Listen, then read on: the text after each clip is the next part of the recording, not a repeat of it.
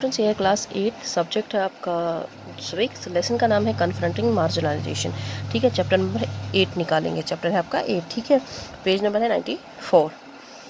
Okay, confronting marginalisation. ठीक है, confronting का मतलब होता है सामना करना किसी चीज़ का, और मार्जिनलाइजेशन का मतलब होता है फ़र्क करना। ठीक, in this previous chapter we read about two different groups and their experience of inequality and discrimination.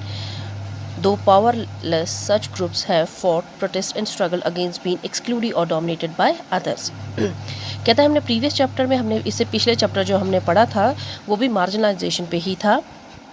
ठीक है, तो उसमें हमने क्या पढ़ा था? हमने उसमें ये देखा था कि हमने दो चीज़ों के बारे में पढ़ा था। एक था इनइक्वालिटी और डिस्क्रिमिनेशन, यानी कि फ़र्क करना, भेदभाव करना, और इनइक्वालिटी यानी कि जिनको बराबर का दर्जा नहीं दिया जाता है। कहते हैं कि ये जो इसके लिए कई लोगों ने लड़ाइयाँ लड़ी, प्रोटेस्ट किए, स्ट्रगल किया इन्होंने। ठीक है, जद्दोजहद की है। किससे? By dominator. क्योंकि इन जो जैसे कि एसटी कैटेगरी होती थी, या स्मॉल ये शेड्यूल कास्ट ट्राइब है, schedule caste category, schedule caste लोग थे, उनके ऊपर जो अदर जो थे, जो अपर कास्ट लोग थे, वो उनको डोमिनेट करते, यानी कि उनको अपने नीचे दबा देते थे। ठीक है, क्योंकि वो खुद अपर कास्ट के लोग होते थे, ऊंचे दर्जे के रोज, और बाकियों को वो नीचे दर्जे के ही समझते थे। तो हमने पिछले चैप्टर में यही पढ़ा है। They have attempted to overcome their situation by adopting a range of strategies in their long history: religious solace, armed struggle, self-improvement and education, economic uplift. There appear to be no more way of doing things. In all cases, the choice of struggle has depend on the circumstance that the marginalized find themselves.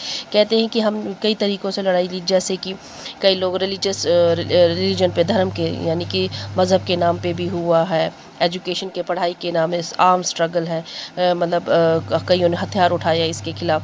क्योंकि depend करता था किस तरह के उनके साथ फ़र्क किया जाता था, उस तरह से वो उनके खिलाफ, जो अपर कास्ट के खिलाफ वो लड़ाई लोअर कास्ट के लोग लड़ते थे। ठीक है, In this chapter we have read about some of ways in which groups and individuals challenge existing inequality. हमने ये भी पढ़ा है कि कई जो ग्रुप ऑफ पीपल्स थे या इंडिविजुअल्स थे, उन्होंने जो एग्जिस्टिंग चैलेंज था इनइक्वालिटी के, मतलब जो बराबर का दर्जा उनको नहीं दिया जाता है, उनके खिलाफ उन्होंने आवाज़ उठाई।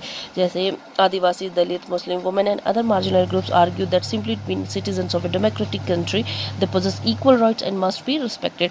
जैसे कि आदिवासीज है, दलित है, आदि जंगलों में रहने वाले लोग, आदिवासी, दलित है, ठीक है, मुस्लिम्स है, ये वो औरतें जो कमज़ोर होती हैं, या अदर मार्जिनल ग्रुप्स होते हैं, उन्होंने क्या किया? उन्होंने कहा कि हमें भी इस डेमोक्रेटिक कंट्री में, हम इस मुल्क में, हमें पूरी इक्वल राइट चाहिए, बराबर का हक चाहिए, और हमें इज्जत भी होनी चाहिए। ठीक है, many among them look up to the constitution to address their concern. In this chapter we will see why the constitution of India is something that marginalized groups invoke in the course of their struggles. As part of this, we will look at how rights are translated into laws to protect groups from continued exploitation, and we will also look to government's efforts to formulate policies to promote the access of these groups to development.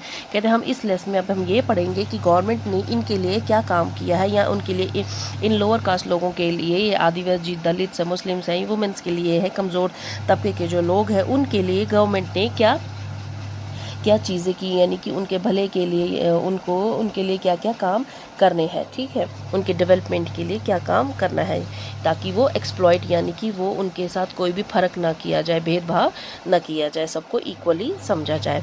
अब यहाँ पे है invoking. आपका topic मैं बताती हूँ। सबसे पहले मैंने जो नोट्स बनाए हैं मैं उसे थोड़ा सा समझा देती हूँ आपको।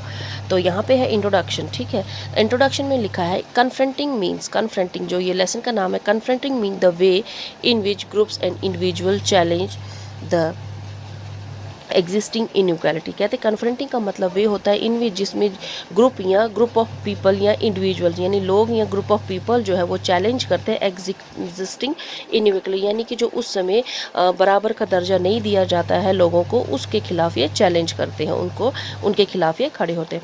और marginalisation is the process in which group is accorded lesser importance, in which a minority group or excluded and their needs and desires ignored. और मार्जिनाइजेशन का मतलब वो है, वो प्रोसेस है जिसमें ग्रुप ऑफ पीपल है, इन विच जो ग्रुप है ठीक है।